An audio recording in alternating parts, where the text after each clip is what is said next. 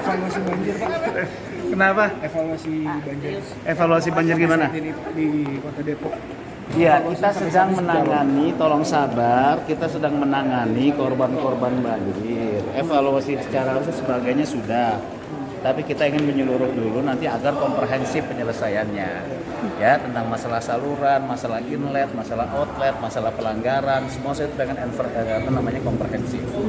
Jadi tolong sebentar karena sekarang masih banyak korban-korban yang harus kita tolong, yang harus kita bantu kehidupan mereka, bukan hanya korban jiwa, tapi juga sarana prasarana kehidupan mereka yang sekarang perlu kita bantu. Itu sih. Kalau kerugiannya mungkin kalau jumlah kerugiannya sudah ditotal. Kerugiannya secara detail baru sebagian sekitar 70% yang sudah kita nggak sampai 70% lah, 50-an lah.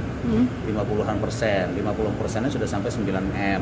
9M. Nah, ini belum semuanya artinya. Belum semuanya kita hitung. Kita sedang hitung.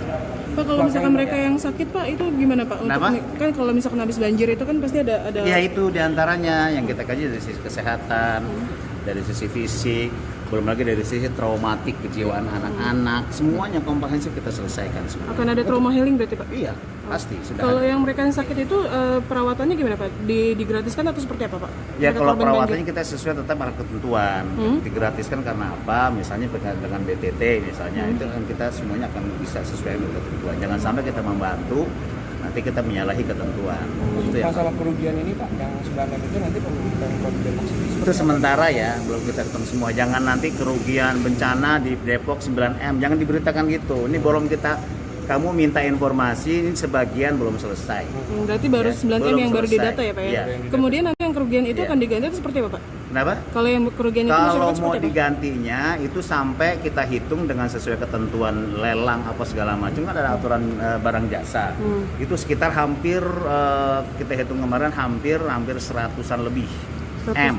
100 lebih. Iya, seperti longsor. Longsor kerugiannya berapa? Bisa jadi longsor Pitara kemarin kerugiannya hanya misalnya 1M. Tapi pembangunannya kembali berapa? Nah, itu harus dihitung semuanya.